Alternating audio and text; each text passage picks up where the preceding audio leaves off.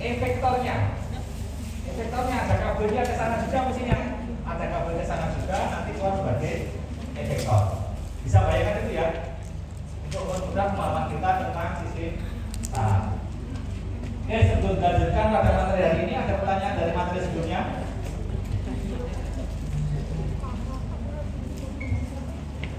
Ada pertanyaan dari materi pada hari Selasa kemarin? Sudah dibaca semua? Baik. Sudah paham semua? Ya wes, ada pertanyaan materi hari ini? Ya. Hari ini kita akan belajar tentang anatomi sistem saraf pusat. Ya. Masih ingat kemarin saraf pusat terdiri apa aja? Ini Mas enggak? Mas ya? Ya. Di posisinya enggak muncul. Mas ya. Apa Mas saraf pusat apa aja kemarin? Ini kan kalau sudah jelas kan? Mas? Apa? Mbak? Loh. Itu pertanyaan juga gangguan itu. Apa Mas saraf pusat terdiri apa aja? Mas? Belakangnya? Loh. Pojok belakang yang lepas-lepas.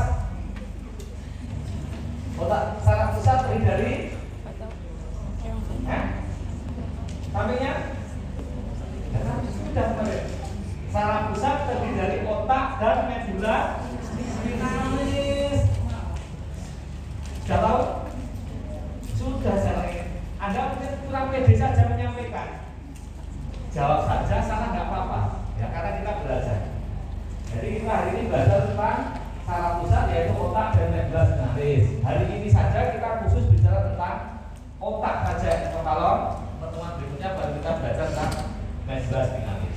Nanti baru dengan pertemuan kita belajar tentang sistem saraf topi dan saraf otonom. Oke, masih ingat ini ya kemarin yang saya sampaikan ini ada bagian dari saraf pusat yaitu otak dan medula spinalis. Otak terletak di dalam kranium, medula spinalis terletak di dalam kolumna vertebralis. Ya, ruangan di dalam vertebrae. Kemudian yang keluar dari otak, ya, keluar dari otak dan keluar dari medula spinalis ini adalah saraf tepi. Yang dari otak ada 12 pasang yaitu nervi cranialis dan dari medula spinalis ada berapa pasang? Mbak? Dari medula spinalis berapa pasang? 31 pasang ya, nanti jadi nervi spinalis.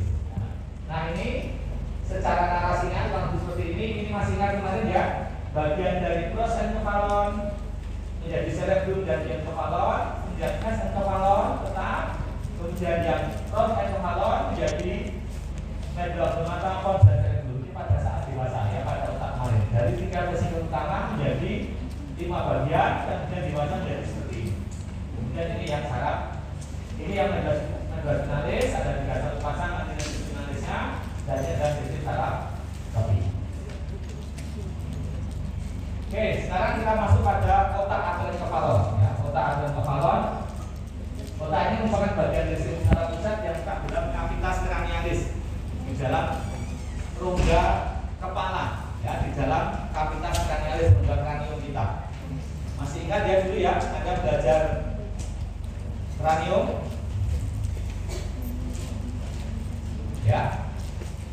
Kemudian otak nanti akan menerima input sensoris dari tubuh kita dan mengolah aktivitas tubuh kita melalui medula spinalis, perantaranya melalui medula spinalis. Sekarang kita lihat ini adalah otak apa dari sebelah mana? Apa dari sebelah mana, Mbak? Dari mana, Mbak?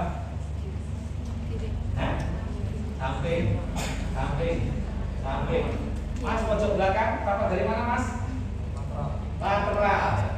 Samping ya betul. Ya cuma kita sekarang mulai belajar pakai terminologi anatomi. Samping ya betul. Ya tapi cuma karena sudah belajar di depan, apa dari lateral. Ya apa dari lateral?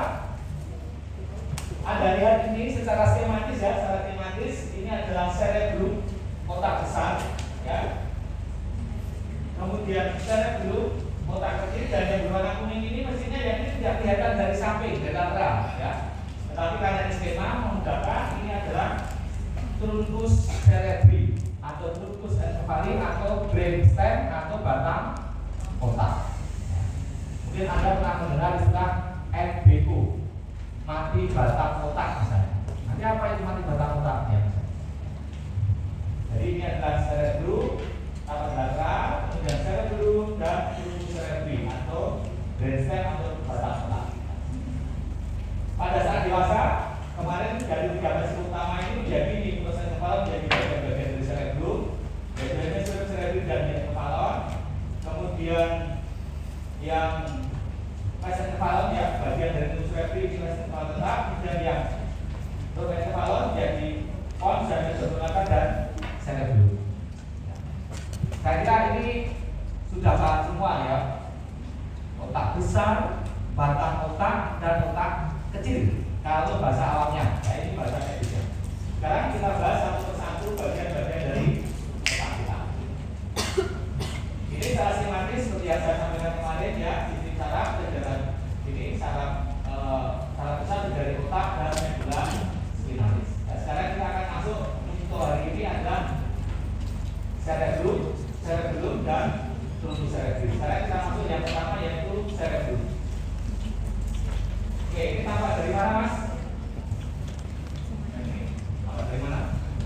Dari sampingnya, Mbak? Mas?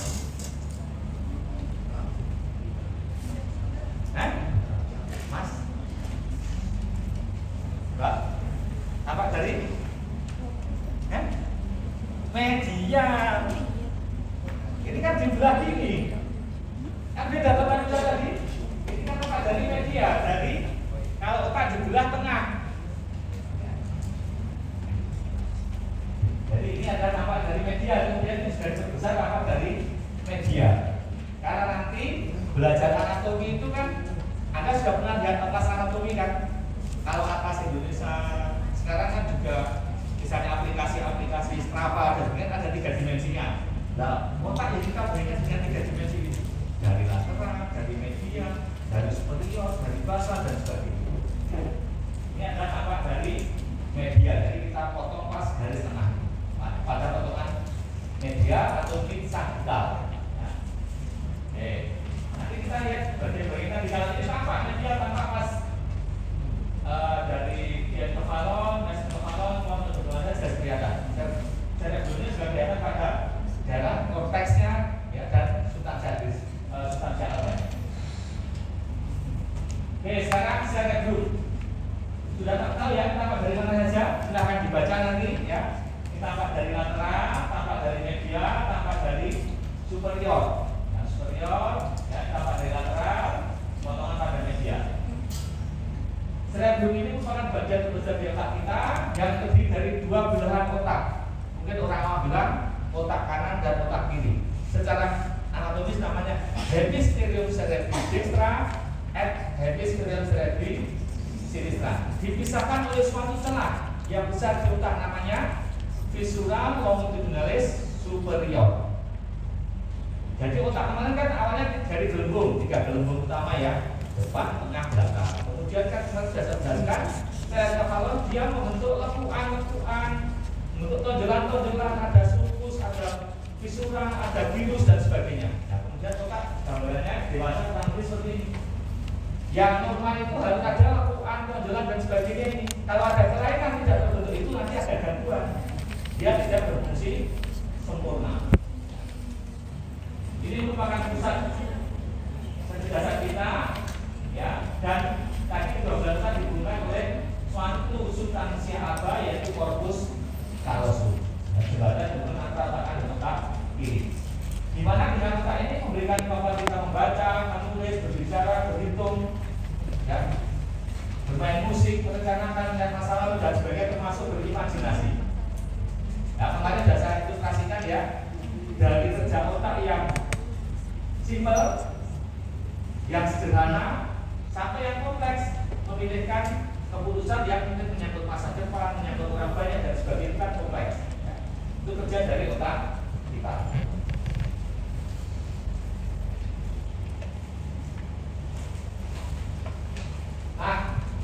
tadi sudah kita sampaikan.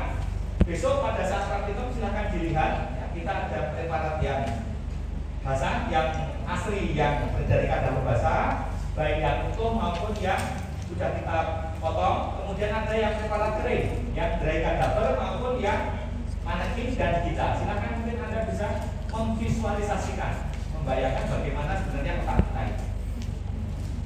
Ini ada tambah dari lateral, ya, tambah dari media, di mana episterum cerebri. Episterum cerebri berawal dari lobus posterior di lobus di belakang atau posterior dan berakhir lobus frontalis di anterior. Atau kebalikannya tergantung ada dari belakang ke depan atau dari depan ke belakang. Lobus-lobus ini sesuai dengan tulang yang ditempati. Masih ingat kan kemarin? Ya. Os frontalis, os parietalis, temporalis, occipitalis dan sebagainya. Dipisahkan oleh berbagai macam sutura. Masih ingat ya sutura ya? Nah, kedua episterum cerebri dipisahkan oleh superior ditempati oleh fox cerebri. Apa itu fox cerebri? Modifikasi dari dura mater yang dia memisahkan antara episterum and sinistra. Besok kita lihat pada saat kita bicara meninges atau selaput otak. Ya. Nah, kemudian dasarnya ini nanti dibentuk oleh suatu jembatan namanya corpus callosum, ya, yang menghubungkan kedua episterum cerebri, distra and sinistra. Dan kemarin yang anatomi yang tahun yang lalu masih kita sempat kita ajarkan bagaimana membuka otak, dari membuka kranium, kemudian mengambil otak dan sebagainya. Ada yang benar dari anatomi? Ya, siapa tahu ada kesempatan kita untuk sesi bersama. Nah, ini otak ini kan awalnya rata hanya berupa vesikel primer, ada 3 vesikel, kemudian dia normalnya itu membentuk lipatan dan tonjolan. Kenapa kok otak kita harus melipat, menonjol dan sebagainya? Kok rapat mas baru memperluas permukaan otak dengan adanya tonjolan, lekukan dan sebagainya, memperluas permukaan otak. Ya. Karena nanti kalau pada kasus tertentu, misalnya pada kasus demensia Alzheimer, ya, Alzheimer itu demensia yang mungkin yang berat gitu ya. Itu kalau di scan otaknya itu mengerut, jadi otaknya atrofi cerebri, atau berarti otaknya mengecil, sulcusnya membesar, girusnya mengecil. Jadi gambaran atrofi cerebri. Misalnya seperti itu. Kalau otak manusia kan kita scan, kita kan normal. Ya, sulcusnya normal, girusnya normal dan sebagainya, gambarannya otak normal. Kalau otak yang demensia berat, contohnya pada kasus Alzheimer, nanti otaknya itu gambaran atrofi cerebri mengecil. Jadi di scan atau MRI otaknya itu mengecil, girusnya mengecil, sulcusnya melebar, gambarannya sudah menurun gitu. Silakan nanti ada googling saja CT scan pada pasien Alzheimer, nanti kan di atas, atau MRI pada pasien Alzheimer. Ini tidak halus, tidak rata, bentuk lipatan dan tonjolan, namanya girus, namanya diri, cekungannya sulcus atau sulci, ya itu visual. Memperluas permukaan otak sehingga luas otak cerebri itu sekitar 2.200 cm persegi. Ada beberapa sulcus utama, ya. Walaupun nanti di tiap daerah itu ada sulcus-sulcus yang lainnya, tapi yang utama nanti ini visual superior antara kanan dan kiri. Ya, kemudian centralis ini misalkan antara lobus frontalis dan lobus parietalis. Ini gambar skematis saja. Nanti kita buktikan langsung pada gambar detail dan juga pada praktikum besok. Ya.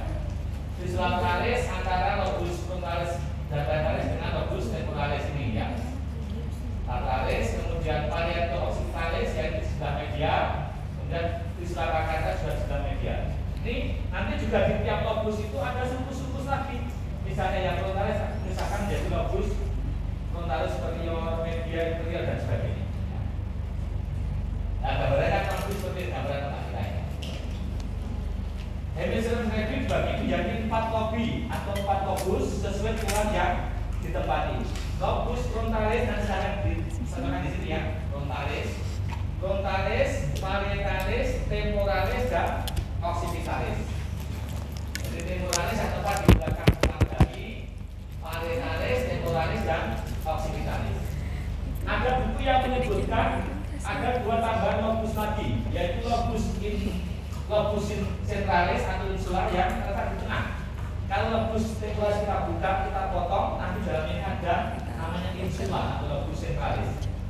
Atau juga ada yang menyebutkan ini. Nanti di sini ada lobus limbicus, ya di atas darah limbicus di sini bagian tengah di sini lobus limbicus. Ya. Tapi yang mungkin sering digunakan empat lobus ini. Tapi nanti kalau ada buku yang menyatakan 6 lobus juga nggak masalah. Ya yang penting Anda tahu yang mana.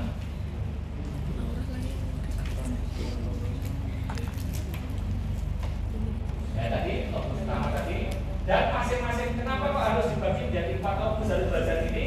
Karena nanti tiap daerah otak ini mempunyai fungsi khusus masing-masing.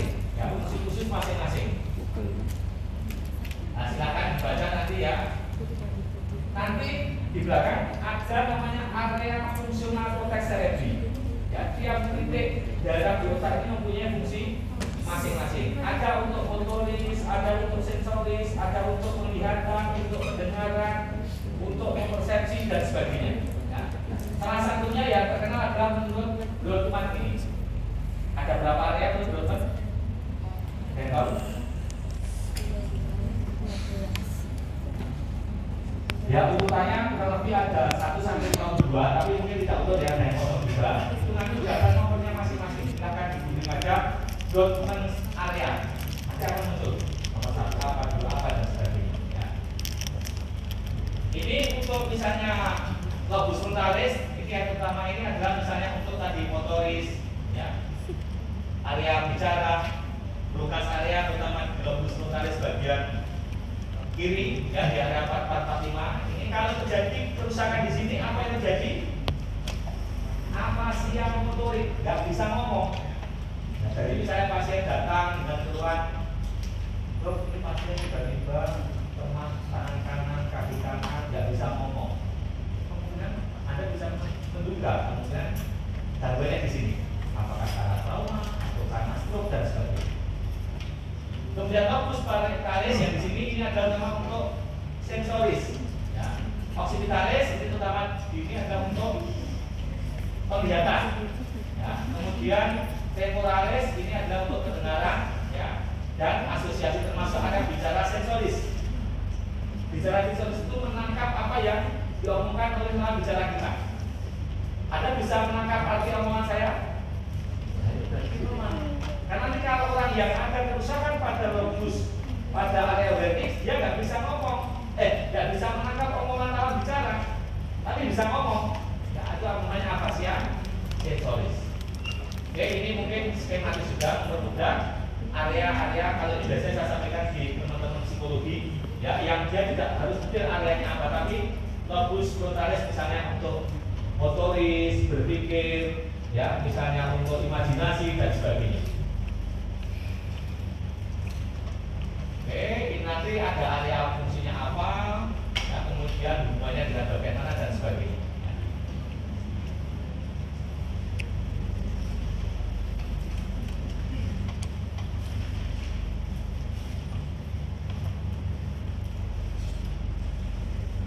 Nah, kemudian korteks cerebri Anda lihat ini potongan dari mana?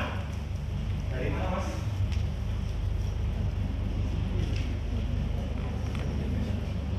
Media superior. Dari mana? Sampingnya, Mbak. Potongan apa ini? Mbak? Ada yang tahu potongan apa?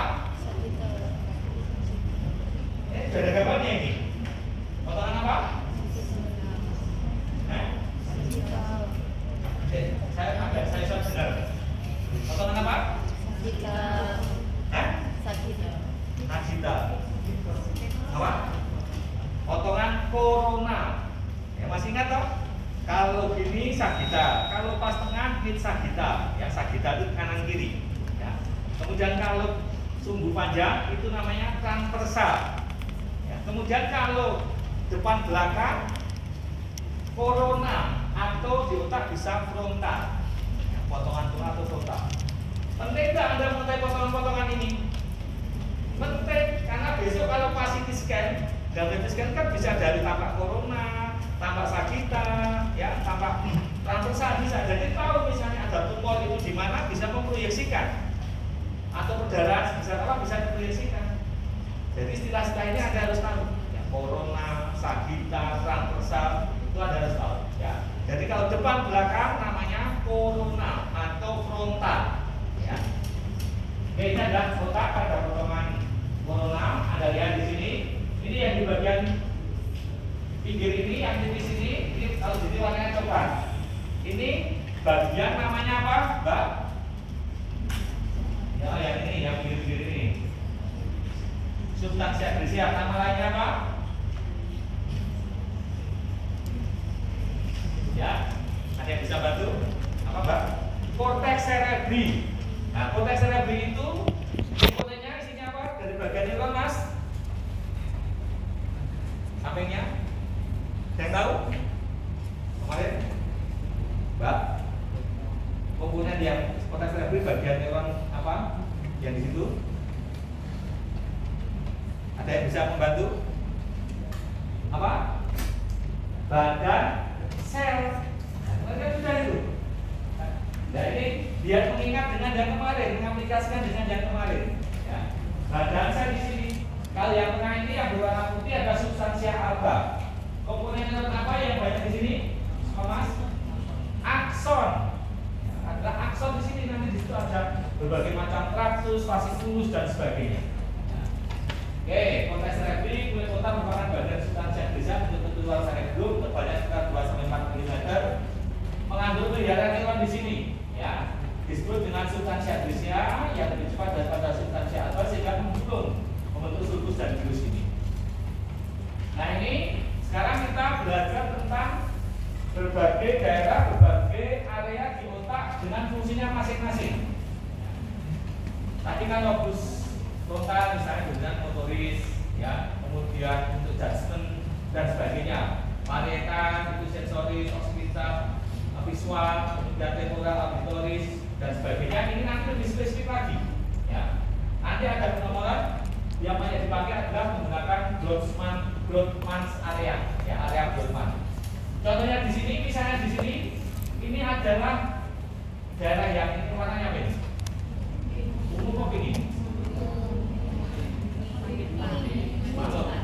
Magenta ya, ini kalau magenta ungu terus ya, ini ungu gitu, ungu ini biru. Nah, ini adalah batasan pada sulcus centralis tadi. Sulcus centralis ini bagian dari lobus frontalis, ini lobus parietalis. Ini adalah area Brodmann nomor 4. Ya, nanti kita akan lihat atlasnya. Ya, area Brodmann nomor 1 di mana, 3 di mana, 4 dan sebagainya. Misalnya ada area Brodmann nomor 4 ini adalah di depan sulcus centralis, namanya gyrus precentralis. Kita ini ada perintah dari area Brodmann 4 ini atau gyrus precentralis ini. Semua ada perintah dari situ. Nah, kalau ini rusak ya bisa terjadi tadi kelemahan, bisa sampai kelumpuhan. Sedangkan di posteriornya ini adalah area namanya gyrus postcentralis, tepat di belakang sulcus centralis, gyrus postcentralis, namanya area Brodmann 312. Ya, 123 dan 23, tapi nggak tahu kenapa kok lazimnya itu disebut area 312. Biasanya gitu. Tapi boleh 123 ya boleh, 213 ya boleh, 231 ya boleh, terserah. Tapi lazimnya disebut area 312. Ini adalah area apa? Mbak? Area sensoris. Jadi segala sensoris dari raba, nyeri, suhu yang sampai seperti kita lewat samping spinalis, traktus pilotalamus, talamus ke area 312 atau gyrus postcentralis ini. Nanti kita bisa merasakan oh nyeri, oh panas, oh dingin. Itu kalau sudah sampai di sini. Ya. Ini adalah area sensoris primer. Ini sering saya tanyakan saat ujian, saat responsif dan sebagainya, sering saya tanyakan mesti. Karena ini kalau ini aja nggak tahu,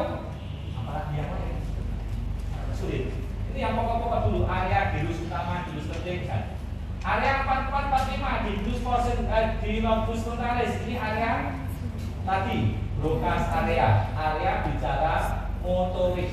Kalau di situ kerusakan terjadi afasia motorik, nggak bisa ngomong misalnya.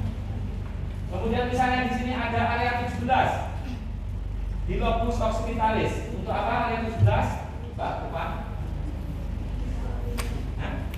Visual primer. Jadi kalau kita ada cahaya ke mata kita di bawah nervus opticus, kemudian sampai ke area 17, kita mempersepsi melihat. Kemudian diasosiasikan dengan area 19 dan area baru kita berikan respon yang sesuai. Kalau matanya normal, otaknya rusak, kira-kira bisa melihat nggak? Area 17-nya rusak, gitu. Kira-kira bisa melihat nggak? Nggak bisa. Itu kebutaan yang namanya buta sentral. Jadi kalau yang otaknya rusak, buta sentral, matanya normal, sarafnya normal, otaknya rusak, kebutaan sentral. Contohnya pada kasus apa yang sering terjadi? Apa? Pada kasus apa yang sering terjadi kebutaan sentral ini? Apa Mas? Pojok belakang, sampingnya, membantu. Atau ada yang kira-kira tahu? Saya tahu? Apa Mas? Kira-kira sering kali terjadi pada kasus siapa yang sering mengalami? Petinju. Petinju itu kan dipukul di kepala bagian depan. Nah besok kalau belajar sistem ACS dan meninges, otak itu yang dipukul di sini selain di sini bisa rusak juga karena otak itu terendam dalam cairan terjadi namanya countercap trauma. Jadi sini rusak, sini juga bisa terjadi kerusakan. Jadi kalau yang sini benturan, di sini mungkin ada luka dan ini otak sini juga bisa terjadi kerusakan. Namanya countercap trauma. Petinju itu sering terjadi kebutaan. Jadi ya dipukul depan tapi yang otak area otak belakang. Ya, jadi ini matanya normal, syaratnya normal, otaknya rusak, itu kebutaan sentral. Beda kalau orang besok kalau ada belajar tentang mata, katarak. Katarak itu kekeruan pada lensa mata. Nah lensanya itu kalau sudah betul-betul sudah matur, terus mata rusak, kadang sudah nggak bisa lihat sama sekali, hanya bisa lihat cahaya. Itu sudah buta secara visional. Itu otaknya normal tapi nggak bisa menembus lensa yang terletak di cahaya, nggak bisa melihat juga. Ini kebutaan. Jadi kalau itu begitu kataraknya diambil ganti lensa nanti sudah bisa melihat lagi. Kalau ini sulit kalau yang kebutaan sentralnya, apalagi kalau yang sudah rusak. Contohnya pada petinju. Oke. Nanti silakan dibaca lagi ya area 442 untuk primary auditoris. Mendengar itu telinganya harus normal. Besok Anda juga belajar telinga ya. Reseptornya dan sebagainya, otaknya juga harus normal. Kalau otaknya rusak, dia terjadi tuli persepsi atau tuli sentralis seperti itu. Nanti harus beda penanganannya dengan misal tuli konduksi atau tuli yang dibalik. Silakan nanti ada kurang lebih ini ya area-areanya, silakan nanti dilihat, dibaca, di mana dan sebagainya. Kemudian mungkin di sini yang depan ini area 9, 10, 11 di bagian otak depan. Ini adalah korteks prefrontal. Korteks prefrontal itu penting biasanya untuk memori kerja. Memori kerja itu memori yang kita melakukan sesuatu. Jadi misalnya Anda main piano atau Anda mungkin nyetir mobil, itu memori kerja melibatkan bagian prefrontal termasuk pada korteks prefrontal ini. Dan juga korteks prefrontal ini adalah penting untuk tadi keputusan baik dulu moralitas itu di sini. Maka kalau ada trauma kerusakan di sini bisa terjadi gangguan perubahan kepribadian. Mungkin ada mungkin tetangga atau jangan tetangga, ada seseorang misalnya gitu. Tetangga kan nanti doanya agak baik. Ada seseorang misalnya ada yang kecelakaan, kemudian benturan di kepala kok berubah perilakunya, ternyata memang ada trauma yang mengenai otaknya. Mungkin yang cerita yang terkenal, Anda pernah dengar cerita yang pernah mengalami trauma otak sangat berat terjadi perubahan perilaku? Ada yang pernah dengar? Ceritanya siapa? Pernah dengar ceritanya Phineas Gates? Kenal nggak? Nggak kenal. Ini sering saya ceritakan di kelas-kelas psikologi, karena psikologi sekarang juga sudah brain based, ya, neural based. Kalau dulu kan masih psikoanalisa, psikodinamika, ya sekarang masih ada itu, tapi sekarang sudah mulai ke arah brain based psikologi. Jadi pada Phineas Gage itu ada seorang insinyur muda, pinter, bekerja di jawatan kereta api Amerika tahun 1800 sekian. Pada waktu itu dia tugasnya membuat jalur kereta api, ya, dengan cara meledakan buke dan sebagainya itu untuk buat jalur kereta api. Banyak tol kan misalnya gitu ya. Nah, kemudian pada saat ledakan dengan mesin itu ada besi yang terlempar menembus dari sisi kanan ke sisi kiri. Nanti silakan di googling aja, Phineas Gage itu ada gambarnya. Jadi itu dimuseumkan. Ya, tadi yang menembus itu ternyata Anda waktu itu bisa diselamatkan, tetapi ternyata Phineas Gage tadi yang muda, pintar, berwibawa, cerdas dan sebagainya setelah trauma ini selamat, tetapi dia ternyata menjadi ceroboh, berkata kotor, sembrono dan sebagainya. Akhirnya dia dikeluarkan dari pekerjaannya. Setelah meninggal diotopsi oleh dokter yang ternyata ada bagian otak depan ini yang hilang. Jadi ternyata protektor frontalnya ini rusak. Protektor frontalnya rusak, ternyata betul bahwa otak depan ini berfungsi untuk tadi kepribadian, yang personality, kecerdasan dan sebagainya. Ini adalah contohnya pada kasus Phineas Gage. Nah, itu membuktikan bahwa oh betul otak ini berfungsi untuk itu. Kalau penelitian-penelitian lainnya biasanya menggunakan hewan coba. Ya, saya itu kan penelitiannya dulu terusan itu membuat tikus model depresi. Tikus juga depresi, terus diambil otaknya. Jadi saya ambil otaknya sambil buka kampusnya saja, saya warnai dengan imunohistokimia, bagaimana kematiannya dan sebagainya itu. Ternyata ada perubahan di sini. Atau perubahan dengan penelitian-penelitian yang lainnya. Oke, silakan nanti dibaca lebih detail ya tentang area perubahan. Ini silakan. Mau dihafalkan silakan. Kalau nggak dihafalkan yang penting-penting. Yang ada yang penting-penting tadi yang saya sebutkan tadi. Yang lain menyesuaikan. Ya. Menyesuaikan itu tidak harus semua dihafalkan. Ya, yang penting ada dari motoris primer, visual primer dan sebagainya. Dan area yang ini yang mengintegrasi tentang protektor frontal dan sebagainya. Nah ini ya area-area tadi fungsinya untuk apa, asal dari mana, area fokusnya di sini. Ya. Sudah ada tabelnya, silakan dibaca. Nanti mulai dipelajari sedikit demi sedikit. Tidak usah langsung dihafalkan. Hari ini harus hafal semua. Kira-kira bisa nggak? Bisa kalau mau. Tapi ya pelan-pelan aja, nggak usah. Nggak bosan nanti. Sampai sini ada pertanyaan? Untuk sampai dengan area fungsi masing-masing otak bisa dipahami? Ada pertanyaan? Silakan.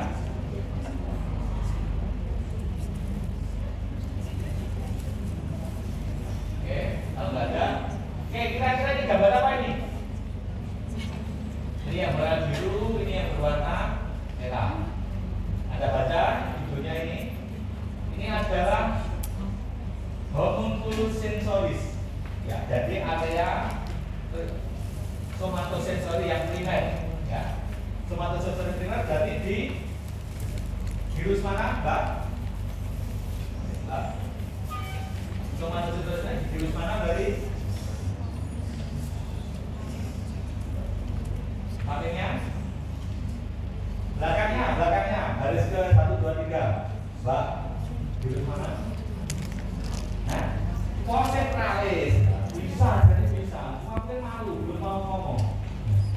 Konsentralis ini dia bukan menakut-nakut ya, bukan. Oh, dan mungkin itu santai saja. Ya, virus konsentralis tadi. Sampingnya berarti area nomor berapa?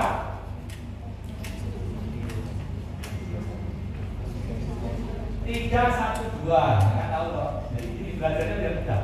312.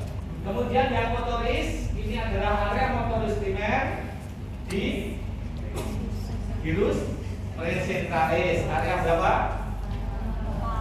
4. Jangan gitu tergampang kok. Nah, sekarang apa arti gambar-gambar ini? Kalau ada gambar tungkai, tangan, wajah, bibir bibir lidah ini.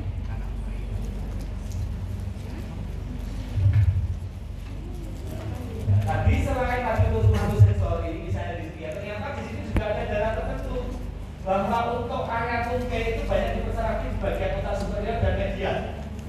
Ya, nanti besok pada saat kita belajar vaskularisasi di situ oleh arteri misalnya cerebri medial.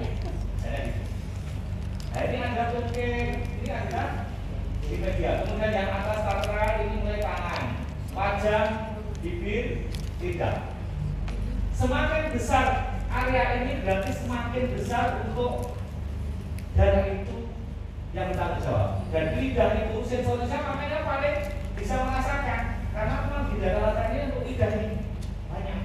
Makanya kalau kita mengecap, merasakan, enak, rasa itu ada apa saja? Manis, asam, asin, pahit, umami.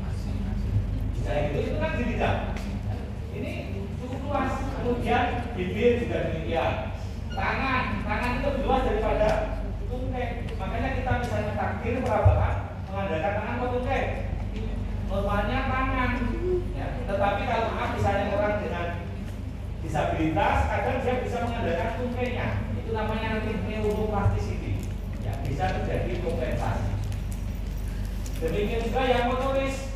Ya, area tangan, makanya orang normalnya itu kan bisa menggambar, menulis kan pakai tangan. Ya, tetapi kalau misalnya tangannya ada gangguan, dia bisa ada yang tulis pakai kaki dan sebagainya. Misalnya kasus tertentu. Ya. Demikian juga ngomongnya, ini mulutnya lebar, banyak ngomong, motorisnya itu. Ya, ngomong lidah juga demikian kan. Dan ini juga nanti kalau misalnya rusaknya dari darah pembuluh terganggu di darah medial, ya terganggu yang tungkai, lebih berat di tungkai. Tapi kalau yang terganggu di sebelah sini, misalnya arteri cerebri anterior, misalnya itu percabangannya di daerah sini misalnya, tengah dan di wajah. Ini namanya hormon mulus sensoris, ini hormon mulus motorik. Paling tidak seperti itu, ada gambarannya seperti itu. Nah, tadi kan ada dua belahan otak ya, otak kanan, otak kiri. Hemisfer cerebri et sinistra. Kira-kira kedua belahan otak itu sama atau enggak? Arsitekturnya, anatomisnya dan sebagainya. Enggak. Ya. Memang kalau secara makros itu dengan kata biasa itu kan hampir serupa. Tetapi ternyata ada perbedaan juga arsitektur di sana. Makanya kemarin sudah saya sampaikan ada hemispheric lateralization atau lateralisasi otak. Bahwa otak sebagian besar otak manusia di dunia ini kebanyakan dominan otak kiri, ya 90% sekarang. Ini perbedaannya secara anatomis mungkin memang ada sedikit perbedaan. Secara fungsi ini menurut Roger Sperry, ya, Roger Sperry salah seorang ilmuwan yang dapat Nobel di bidang psikologi, ini mengemukakan perbedaan fungsi otak kanan dan otak kiri. Nah, silakan disesuaikan. Kira-kira Anda otak kanan otak kiri? Anda saat ini menggunakan otak kanan otak kiri? Semuanya. Otak kiri kok reso, kanan kiri kok kan katanya beda, cuma dominannya ya otak kiri. Tapi kita menggunakan sebenarnya kedua belah otak kita itu. Makanya kalau bisa kemarin saya sampaikan, kalau bisa kanan kiri seimbang, ambidextrous brain. Karena kalau orang kanan kiri seimbang, kalau ada gangguan misalnya itu dia brain prismnya, cadangan otaknya lebih besar, sehingga lebih mudah untuk sembuh dan sebagainya. Saat dibaca ya, yang kiri untuk misalnya penalaran, numerikal, ya. Kalau yang ini cenderung musik, artistik, space dan sebagainya. Walaupun itu tidak mutlak ya, tidak mutlak.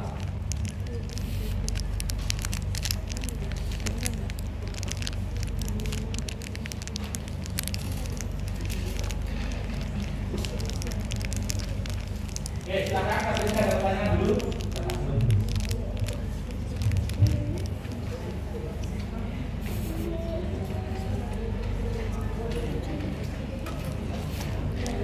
Apa bukan?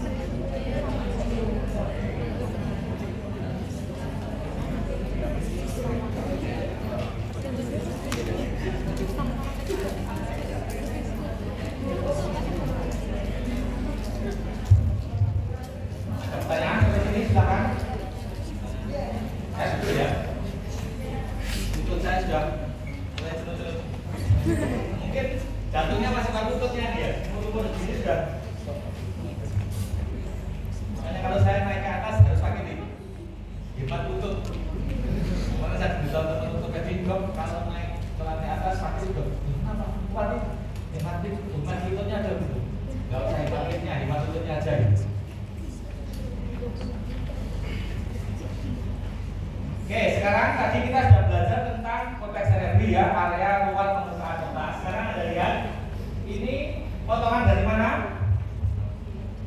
Potongan apa, Mbak? Ya, transversal atau horizontal. Ya, kalau di sini kalau di otak istilahnya seringkali namanya bukan transversal tapi horizontal. Ya, jadi potongan horizontal. Tapi kalau di tubuh bisa transversal ya, bisa transversal dan sebagainya. Kalau di otak seringkali punya pada potongan horizontal. Masih sama tadi di latarnya ini ada konteks cerebri. Ya, kemudian di bagian dalamnya yang berwarna putih pucat ini adalah substansia aba yang banyak mengandung akson. Kenapa kok banyak mengandung akson warnanya putih? Kenapa? Mielin. Nah, Anda sudah belajar histologi dong kemarin? Ya, mielinnya itu secara makro sudah berwarna putih. Tetapi di beberapa tempat, nanti di sini beberapa tempat itu ada area-area yang juga kumpulan substansia Grecia yang terdapat dalam substansia alba. Nanti namanya ada namanya apa ini? Nanti apa? Ya, namanya dulu orang menyebutnya ganglia basalis atau ganglia basalia. Tetapi ini tidak konsisten dengan terminologi kemarin karena kumpulan badan sel di saraf pusat namanya nukleus. Maka sekarang beberapa buku sudah dan beberapa ahli menyebutnya ini bukan ganglia basalis tapi nuklei basalis. Karena sudah mulai seperti itu. Zaman saya kuliah dulu belum pernah dengar nuklei basalis. Dulu masih ganglia basalis. Tapi karena dia konsisten dengan terminologi kemarin, kumpulan badan sel di saraf pusat namanya nukleus. Maka kalau di sana nuklei basalis. Oke, ini sudah ada abanya ya. Nah, substansia aba di sini terdiri dari akson yang bermenjadi membentuk 3 serabut utama. Serabut utama ya, serabut saraf yang menghubungkan berbagai bagian di otak kita. Yang menghubungkan antara daerah otak kanan kiri, hemisfer cerebellum dan sinistra pada titik yang sama namanya serabut commissura. Commissura itu menghubungkan gampangannya otak kanan dan otak kiri. Kemudian serabut asosiasi ini ya, commissura ya, contohnya ya ini yang paling besar adalah corpus callosum tadi. Ini serabut commissura secara diagramatik skematik seperti ini. Kemudian kalau menghubungkan antara otak yang pada sisi yang sama tapi dengan daerah yang berbeda namanya serabut asosiasi. Menghubungkan otak depan dan otak belakang, lobus frontalis dan occipitalis, area broca dan area wernicke pada sisi yang sama, kanan ya kanan, kiri ya kiri, namanya serabut asosiasi. Nah, sedangkan akson yang hubungan antara bagian otak bagian atas dengan bagian bawahnya termasuk dengan nebula spinalis namanya serabut proyeksi. Nah, serabut proyeksi. Nah, ini bukan serabut dengan bagian bawahnya termasuk dengan taraf untuk jadi tidak nebula spinalis. Ini serabut proyeksi. Serabut commissura otak kanan dan kiri pada titik yang sama ya. Kemudian asosiasi menghubungkan antar bagian otak tetapi pada sisi yang sama. Kanan ya otak kanan, kiri ya otak kiri. Kemudian kalau serabut proyeksi adalah bagian atas dan bagian bawahnya, yaitu serabut proyeksi. Nah ini contohnya seperti ini. Serabut commissura dan langsung bukan satu daerah yang satu yang disebut vertebrata dan sinistra. Ya contohnya paling kita ada corpus callosum. Ya. Kemudian ada commissura anterior, commissura posterior dan commissura pollicis, menghubungkan berbagai bagian otak antara otak kanan dan otak kiri. Yang penting itu tahu prinsipnya dulu. Ada 3 commissura, asosiasi, proyeksi. Commissura kanan dan kiri, asosiasi sisi yang sama, proyeksi atas dan bawah. Kemudian asosiasi ini ada tadi misalnya maksud superior, ya, frontalis pada vertikalis, masuk aquatus antara area broca dengan area wernicke misalnya. Jadi area di sini. Ya. Pada sisi yang sama itu serabut asosiasi. Dan nanti misalnya ada pertanyaan di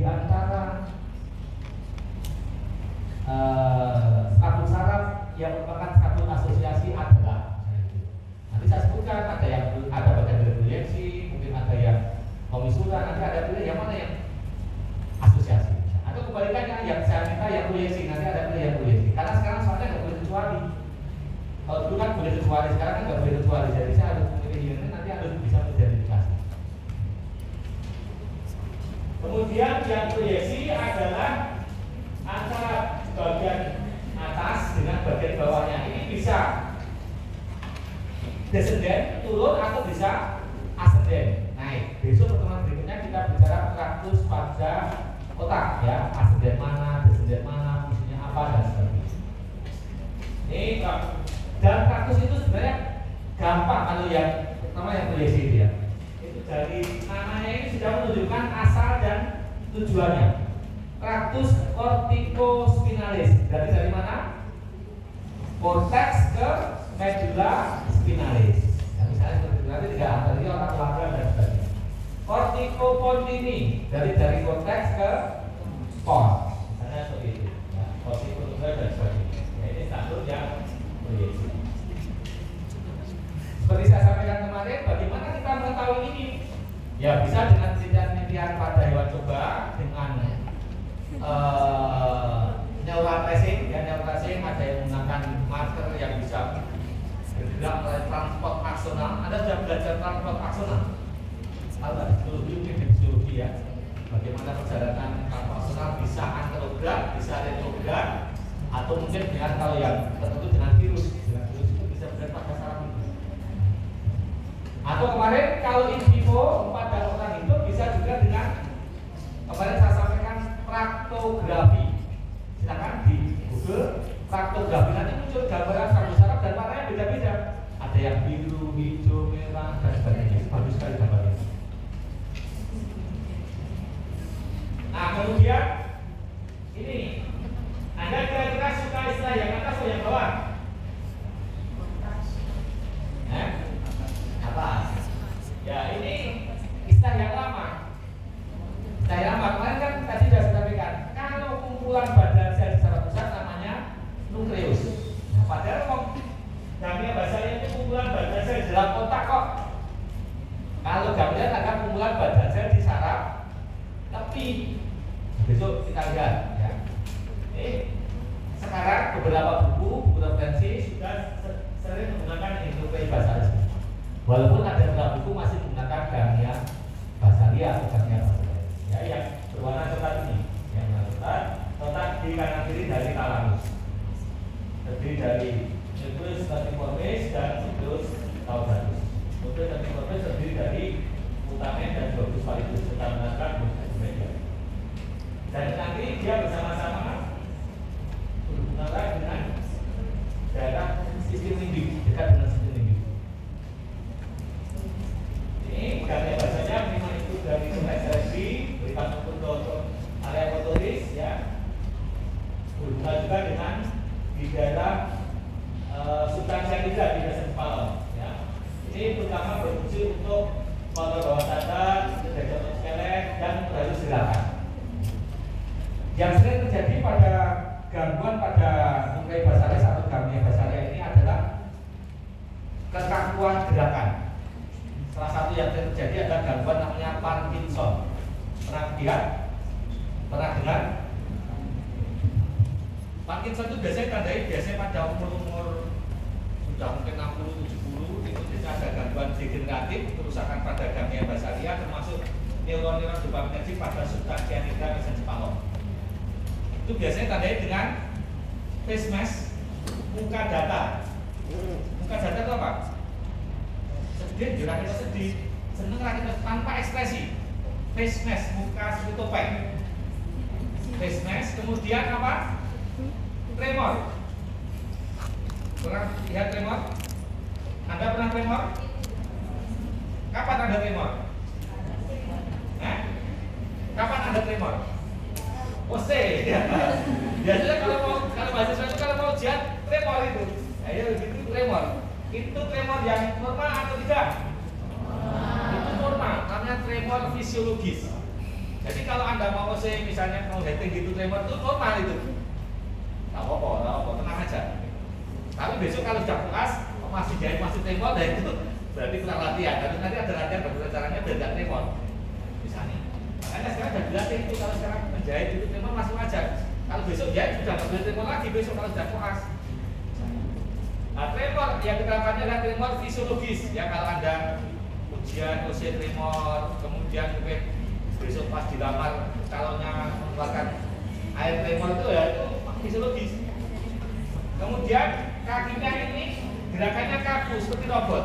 Jadi face mask, tremor, dan gini jalannya kaku. Kalau kita kan nembean biasa gitu ya. Apalagi yang di Solo ya, nembeannya kayak macan kue ya. Apa masih ada ya? Nembeannya belarak sempal, lakunya kayak macan kue. Anda masih dapat itu enggak? Bahasa Jawa. Ngomong Jawa. Ya. Nah, tadi kalau kita kan biasa ya, misalnya gerakannya biasa ya. Orang Parkinson tadi ini tremor, ini seperti robot itu. Kemudian ini tanpa ekspresi. Nanti silakan. Kalau ini kasusnya agak banyak, ya, gitu. Mungkin di sekitar rumah banyak orang itu biasanya seperti itu. Ya. Itu contoh gangguan pada ganglia basalia. Ini sering ya. Dan biasanya orang tua kalau tremor seperti tadi dianggap normal atau tidak? Tidak apa-apa, Mbak, itu mau tua. Padahal itu selalu bisa dilatih dengan obat dan sebagainya. Karena tanda penuaan itu ada 5B. Apa saja? Tanda penuaan itu 5B. Bungkuk, sudah mulai bungkuk. Rawur, matanya mulai kabur, ya. Katarak dan sebagainya. Udah. Ya, itu memang gitu. Pendengarannya berkurang. Terus apa? Beset. Beset itu sering pipis. Kalau nanti sering sama orang tua gitu. Ya sekarang Anda nggak merasakan kalau sudah mulai lihat orang tua ternyata seperti itu ya. Ya terus apalagi bingung. Bingung itu demensia. Demensia mulai naruh kunci mau pergi itu. Bu kuncinya di mana? Anaknya semua dimarahi semua padahal kuncinya di situ. Atau pakai kacamata gini nyari kacamatanya. Ini jangan kadang-kadang. Jadi misalnya seperti itu ya, walaupun makanya sekarang ada gerakan dan sebagainya penua dengan sehat. Makanya ada sekarang bahkan ada cabang kedokteran yang mempelajari tentang penuaan dan tata laksana pada penuaan. Apa namanya? Geriatri. Kalau anak pediatri sekarang di penyakit dalam itu ada konsultan geriatri. Jadi bagaimana orang tua agar menua dengan sehat, tidak terkena 5B tadi, misalnya gitu dan sebagainya itu. Bagaimana ada cara-caranya? Tidak banyak konsultan-konsultan penyakit dalam pelajaran tentang geriatri. Nah ini contohnya penyakit caranya Parkinson dan sebagainya. Apalagi sering juga muncul Parkinson dan Alzheimer. Atau Parkinson dan stroke, dan biasanya juga ada gangguan psikiatrik, ada kecemasan, depresi. Jadi orang tua juga harus diperhatikan. Orang tua yang perlu mental health tidak hanya remaja, orang tua juga perlu mental health sekarang itu, termasuk dari yang lainnya. Oke, sistem limbik. Ya, ini tadi ada yang menyatakan lobus limbicus, tapi juga ada yang menyatakan sebagai sistem limbik. Ini bagian dari yang pernah di media ini ya. Nah, ini pada potongan apa tadi? Potongan media ya, pemirsa kita. Ini ada struktur distribusi dari formasi kami, konik, korpus amigdaloideum, korpus membranis dan sebagainya, termasuk berhubungan dengan korteks prefrontal. Ini disebut dengan otak emosi, emotional brain. Otak emosi. Jadi kalau Anda merasa senang, sedih, gembira, itu sebenarnya prosesnya di mana, Mbak? Mbak, senang, sedih, gembira, prosesnya di mana? Di mana? Di mana, Mas?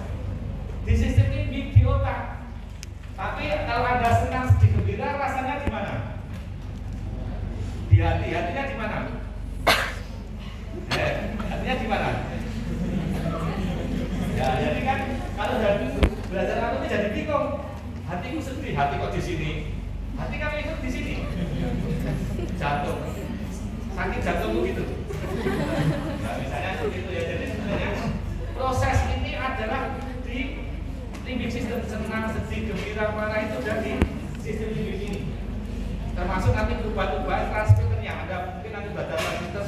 dopamin, serotonin, dopamin gembira, serotonin tenang, khusyuk, GABA menjadikan tidak tegang, norepinefrin semangat dan sebagainya. Itu nanti ada interaksi-interaksi itu. Jadi sebenarnya senang gembira itu ada di otak kita. Tapi kan nggak mungkin kalau nanti pulang dari sini, Bu, aku sedih gitu sama pegang batu gitu. Aku lihat dokter malah stres gitu. Ya sebenarnya Bu, aku sedih ya, penting kan di sini ya. Tapi kan ini hanya metaforanya saja kan gitu ya. Walaupun memang sekarang juga mulai banyak penelitian brain heart connection, dengan otak dengan jantung. Bahkan sekarang juga mulai gut brain axis khusus dengan otak. Itu ternyata masalah berubah. Tapi besok aja itu. Sekarang otak dulu. Otak rampung macam-macam apa ini. Ini tadi jadi senang tidak ada di otak kita. Manifestasinya ya mungkin di jantung, deg-degan, misalnya senang, gembira kan jantungnya ya misalnya kan gitu, takut dan sebagainya. Nah setelah ini ya, senang, sedih, gembira termasuk untuk memori. Nah, memori adalah daerah otak di ini hipokampus. Hipokampus itu adalah salah satu bagian otak yang berfungsi untuk konsolidasi memori dari short term memori jadi long term memori. Nah, jadi kalau Anda belajar diulang-ulang hipokampus yang bekerja, short term memory menjadi long term memory. Long term memory bisa berjam-jam, berhari-hari, berbulan-bulan, bisa bertahun-tahun. Kalau jadi bertahun-tahun, bisa long term memory dengan itu. Makanya kalau ada gangguan di sini, kerusakan hipokampus bisa terjadi gangguan pembentukan memori. Pernah dengar kasusnya GBG? Dongeng kan penting kelas. GBG itu seorang tentara di Angkatan Amerika. Dia masih muda, 26 berapa itu, dia terkena gangguan, dia tidak bisa membentuk memori baru. Jadi kena GBG, kena ngobrol itu, nanti pergi 15 menit kenalan lagi, dia nggak tahu namanya. Jadi kenalan lagi, karena dia tidak bisa membentuk memori baru. Namanya amnesia anterograd. Kalau amnesia anterograd itu ya dia tidak bisa mengingat memori yang dulu. Tapi amnesianya coba sinetron. Kebentuk amnesia dinikahi atau bose itu berapa tahun terus bentuk lagi ingat sinetron Indonesia yang ngawur amnesianya ngawur pola disikat lagi itu jadi amnesia. Nah itu contohnya GBG tadi amnesia anterograd, nggak bisa membentuk memori baru. Ternyata tadi diperiksa dia ada kerusakan di hipokampus. Hipokampus ini karena Korsakoff syndrome. Itu sindrom karena alkoholisme kronik.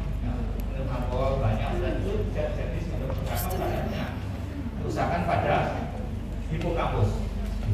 Dan dia tidak bisa untuk memori baru. Kemudian amigdala. Amigdala ini adalah bagian otak juga untuk emosi marah, biasanya ya marah, agresi dan sebagainya. Maka biasanya kalau orang-orang tertentu yang atau kalau pada tikus bisa distimulus itu, ternyata kalau pemarah dan sebagainya amigdalanya membesar, ya, bisa emosi dan sebagainya. Atau juga sekarang ada tentang amigdala hijacking, hijack amigdala dan terbajak, senggol bacok. Ya pernah ada kasus di Amerika itu seseorang itu yang menembak orang-orang sekitarnya. Menembak kemudian dia bunuh diri, menembak kepala sendiri. Ini bukan inspirasi ya. Itu menembak diri kemudian ternyata dia meninggalkan wasiat. Meninggalkan wasiat kalau setelah saya mati tolong diotopsi. Ternyata diotopsi dokter menemukan ada tumor pada amigdalanya. Dia mungkin merasakan kenapa kok saya tidak bisa mendengar diri dan sebagainya. Ternyata dia merasa ada sesuatu di otaknya. Ternyata betul dia ada tumor di amigdalanya. Ya, jadi misalnya kasus tertentu ini fungsi-fungsi ini kalau ada gangguan ini mungkin ada gangguan di otaknya dan sebagainya. Nah, mungkin para politikus itu perlu bicara fungsi otaknya ya. Ada yang ini dan sebagainya itu mungkin ya. Besok mungkin kalau mau masuk anggota dewan apa perlu scan, perlu pemeriksaan fungsional otaknya itu. Sebenarnya ada teman saya saat ini di Fakultas Kedokteran UPN, Dr. Taufik Tasya ahli neuroanatomi sudah membuat Indonesian Brain Health Assessment, tapi itu yang belum digunakan karena yang digunakan banyak yang lolos nanti. Oke, sampai sini ada pertanyaan? Nah, ini beberapa area yang berhubungan dengan ini tadi, silahkan dibaca sendiri. Ada pertanyaan sampai sini tentang cerebrum, cerebrum sampai dengan limbic system.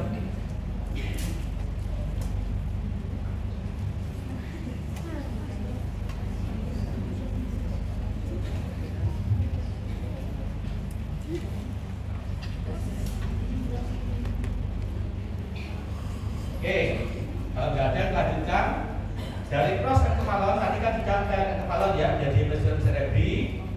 Kemudian bagian kedua dari pros enkefalon adalah di enkefalon ya. Di enkefalon ini yang secara skematis yang berwarna coklat ini di tetap di atas dua presiden cerebri. Jadi nggak terlihat dari luar, hanya yang terlihat ini ya, yang hipofisis ini bagian bukan, tapi hipofisisnya ini. Jadi dari epitalamus, talamus, hipotalamus dan subtalamus. Intinya adalah kalau dari namanya kan bisa talamus dulu ya. Talamus ada epi, hipo dan sub. Tapi nanti ada epitalamus ya, epitalamus dari sini, dan epitalamus di sini, hipotalamus dan subtalamus. Epitalamus terletak di bagian posterior dari talamus di sini, terdiri dari nukleus sabinularis dan glandula pinealis. Nukleus sabinularis utama ini adalah untuk fungsi respon emosi pembawaan, ya, terhadap fungsi pembawaan. Mungkin dari sekitar 100-an mahasiswa di sini, parfumnya kira-kira beda-beda kok sama? Masih beda, beda-beda. Walaupun mungkin ada yang sama, tapi mungkin grade-nya nyemprotnya banyak sedikit juga beda-beda. Karena ini fungsi respon terhadap pembawaan. Kalau sekarang mungkin baunya masih wangi-wangi ya. Kalau nanti sudah 60, 50 ke atas, 60 itu baunya balsem, ya, minyak caplang, gitu ya. Nah besok kalau anda ke rumah sakit harus terbiasa itu. Masuk ke bangsal baunya campur, balsem, bau PAK, bau BAB, kan bisa gitu kalau di rumah sakit. Nah, harus latihan itu. Respon terhadap pembawaan ya, bisa berbeda-beda. Ada yang suka bau ini, ada yang suka bau ini, berbeda-beda. Bahkan di Amerika itu ada survei perbedaan preferensi bau antara Partai Republik dan Partai Demokrat. Perbedaan respon bawaan pendukung Partai Republik dan Partai Demokrat. Ternyata beda antara pendukung Republik sukanya bau parfum yang seperti ini, Demokrat suka seperti ini. Di Indonesia sulit, kenapa? Partainya banyak dan suka pindah partai. Jadi kan tidak bisa kan? Ya kalau di sana kan kalau Republik Demokrat ya, Indonesia kan kalau nggak dapat ini jadi pindah partai kan gitu. Jadi sulit itu kan. Ini John ya jangan direkam, jangan diupload. Kalau ada yang menyampaikan dari kelas ini, masih bagus. Ini John ya karena nah, kemudian glandula pinealis ini adalah melatonin mengatur jam biologis. Ya memang ini dilema ya. Sebenarnya kelas ini harusnya ada standar pencahayaan. Kalau seperti ini produksi melatoninnya meningkat. Apa akibatnya? Ngantuk. Ini jelas tapi harus terangnya sudah ada sekian lux gitu. Makanya zaman dulu belum ada listrik itu orang-orang zaman dulu itu ya kalau sore sudah mulai tidur ngantuk. Kalau sekarang kan 24 jam kan cahayanya mencar-mencar itu ya, terang terus gitu ya. Jadi kan itu mengganggu siklus badannya siklus melatonin. Makanya kalau biasanya kalau orang-orang dengan insomnia, kalau masih ringan, ada terapi untuk tidur itu ya olahraga, kemudian relaksasi, minum susu. Kenapa kok minum susu? Ya. Kenapa kok orang suka tidur disuruh minum susu? Susu itu mengandung triptofan, asam triptofan itu bahan baku untuk serotonin. Nah, serotonin itu membuat rasa tenang, rasa tenang. Jadi konsumsi buah telur dan sebagainya membuat rileks. Itu kalau misalnya kalau dokter kan itu resep obat tidur gitu ya. Jangan, itu saya bisa dengan edukasi gaya hidup dan sebagainya itu. Kurangi kopi, kurangi teh, cahayanya. Nah sekarang apalagi orang mau tidur kan masih pegang HP. Cahayanya ini kan menghambat Menatomi tadi.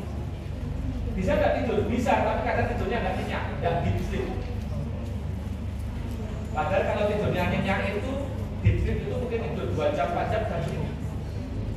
Kalau masalah tidurnya berapa jam? 3 jam. Kan?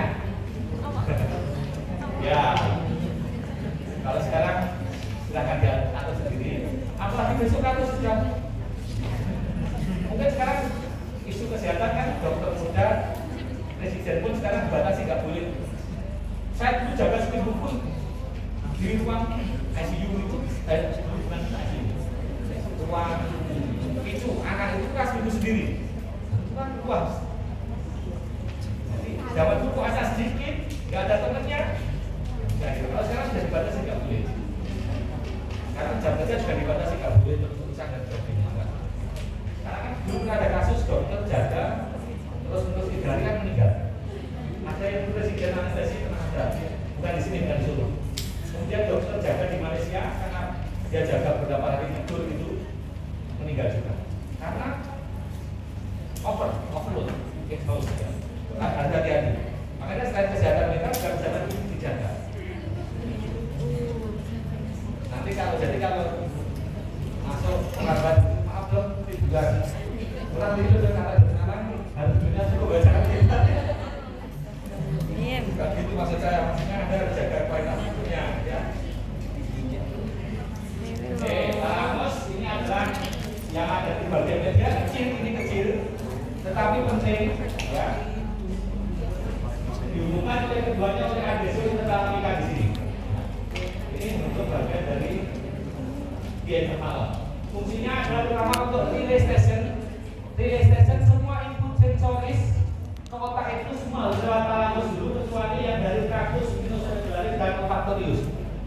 Makanya pembauan itu biasanya cepat menimbulkan respon emosi. Bau baik suka maupun tidak suka itu respon emosi cepat karena tidak lewat talamus. Yang lain semuanya badannya lewat talamus. Kemudian berperan dalam aksi motoris, informasi dari cerebellum dan hepatitis sistem pengawasan tubuh. Ini juga talamus, yang mungkin sekarang dibaca saja.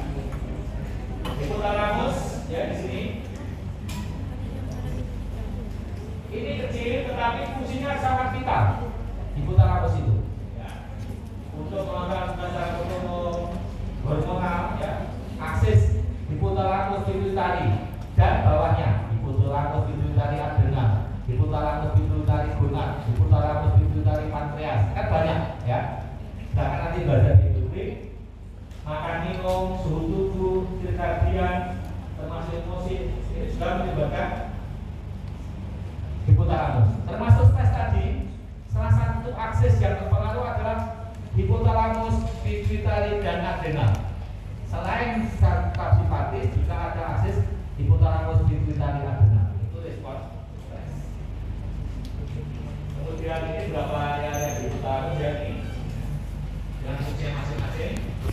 Saya katakan subtalamus ini. Jadi beberapa buku bahkan tidak menyebutkan subtalamus ini ya, karena itu tidak benar. Oke, sampai sini ada pertanyaan tentang cerebellum. Silakan kalau ada.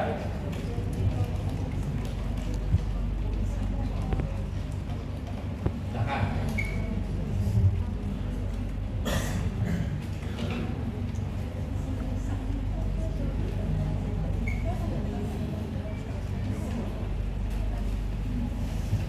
Silakan, masih ada 2 slide tuh. Ya, enggak apa, maksudnya ya. Oke, nah, saya sampaikan aja nanti kita belajar encephalon ini selain cerebellum, nanti kita belajar tentang sulcus cerebri dan juga tentang cerebellum. Mungkin nanti kalau saya nggak sempat selesai bercerita, ya nanti silakan Anda baca lebih detail, kemudian nanti kita pelajari saat praktikum.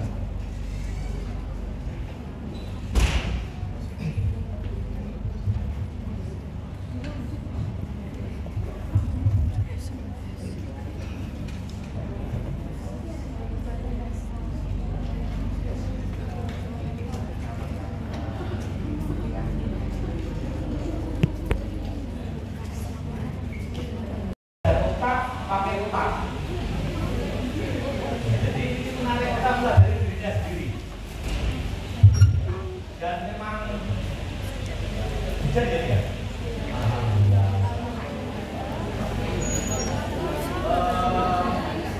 Masih banyak tentang otak ini yang belum ditemukan, katanya masih banyak misteri.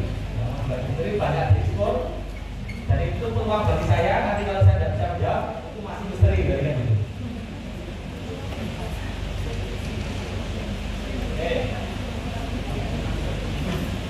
Nah, kalau ada pertanyaan, kalau ada ini sekarang kita belajar tentang kultur serebri ya, kultur serebri atau brainstem.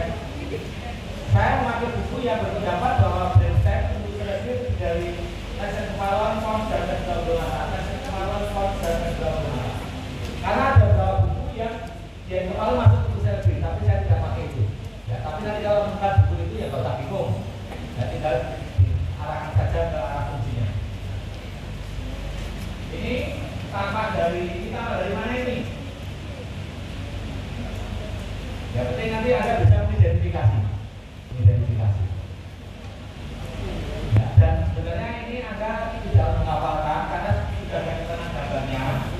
Ya, kemudian kalau besok pas foto, ini scan atau MRI itu sudah ada keterangannya. Potongan apa tidak ada membuat bayangan, mengimajinasikan posisinya di mana kan? Nama dari metal atau material dari material nama benata. Ini ada 3 bagian, kemaluan, form, dan gambar mata. Gambarannya kan seperti ini. Ini juga sering saya tanyakan karena saya punya potongan kecil gitu kan, saya tanyakan bagian-bagiannya, fungsinya dan sebagainya. Karena di usaha tani material, kalau tadi kan tadi di usaha tani material dari media, nanti berhubungan langsung dengan media finalis, ya, paling pertama yang kita lakukan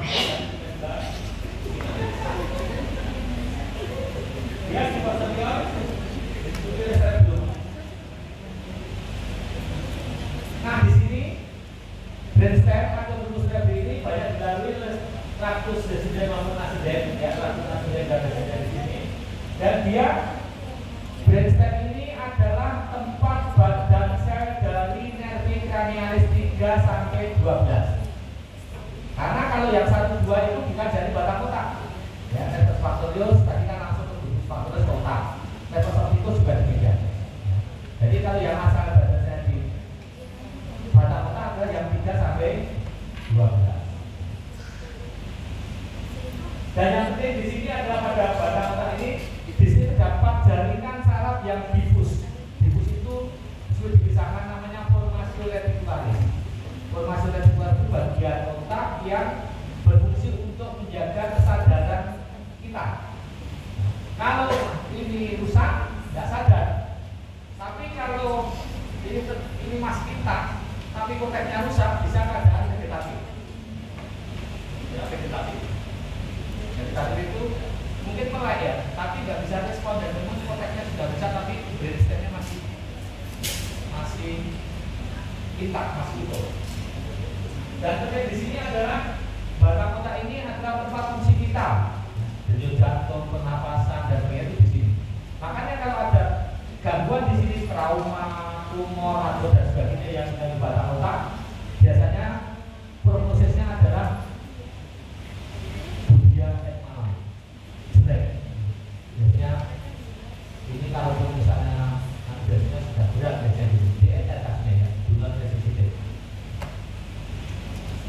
Ini meter kepalon, ya. Bagian panjangnya hanya sekitar 2 cm, anteriornya nampak seperti ini, yang pusatnya perpendikularis, bagian kepala, bagian tengahnya nampak seperti ini. Kemudian bagian posterior khas adalah adanya 4 tonjolan, yaitu corpora quadrigemina. Corpora quadrigemina yaitu colliculus superior, colliculus inferior. Ya, dan juga tempat keluarnya nanti trochealis di depan. Di tengahnya seperti ini bagian quadriculus cerebri, tectum, quadriculus cerebri, quadriculus cerebri dan tectum. Gambarannya khas seperti Mickey Mouse pada potongan rambut tadi. Jadi tempat yang 3 dan 4 di sini ya untuk kepala. Fungsinya untuk refleks visual dan auditoris, kemudian dibentuk bagian substansia negra yang berhubungan dengan nilai bahasa tadi ya, untuk melegakan dan dewan kampus aslinya dan sendiri. Oh, seperti ini ya kan di sini rapat dari anterior adalah dia ada satu saluran yang itu diwakili oleh arteri basilaris pontis. Besok kalau kita belajar arteri basilaris pontis itu dibentuk oleh kedua arteri garis intra, dan baru cabang-cabang nanti dibentuk di situ sirkulus arteriosus bilisi dengan percabangan dari arteri karotis, percabangan dari arteri karotis interna.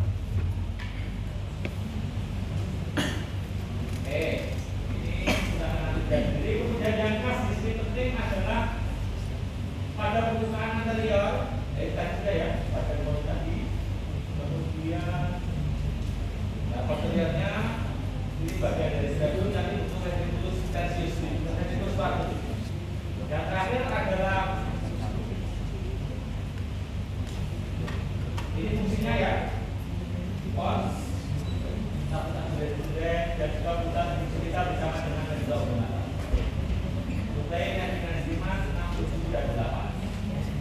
Endobronata yang khas di sini adalah endobronata ini bagian paling bawah dari otak, nanti berlanjut dengan medulla spinalis. Yang khas di sini adanya benturan di batasi dunia media. Di sini namanya apa ini? Piramis. Piramis itu ada diwakili oleh tractus corticospinalis. Nanti di bagian bawah akan menyilang bentuk decussatio piramidum. Masih ingat kemarin bahwa otak kanan mengatur belahan tubuh kiri. Nah itu lewatnya di turunnya inflator dan menyilang di decussatio piramidum. Piramis, kemudian di kanan kirinya ada oliva, kemudian nanti di bagian posteriornya khas adanya ini tractus basilis dan nanti dari sensoris. Mungkin ini silahkan dibaca sendiri. Kalau tidak ada pertanyaan, tadi saya janjian dengan Dr. kalian jam 2. Ada jam 2 dan karena saya jam penempatan acara. Jadi nanti saya cukupkan sekian dulu. Nanti silahkan dilanjutkan dibaca untuk yang tubuh cerebri dan cerebrum. Kalau nanti ada yang kurang jelas bisa kita diskusikan pada pertemuan berikutnya. Oke? Nah, beri kesempatan lagi. Apakah ada yang ditanyakan? Cukup? Kalau tidak ada, waktunya dinyatakan dulu. Sapunya mana? Depan. Ya.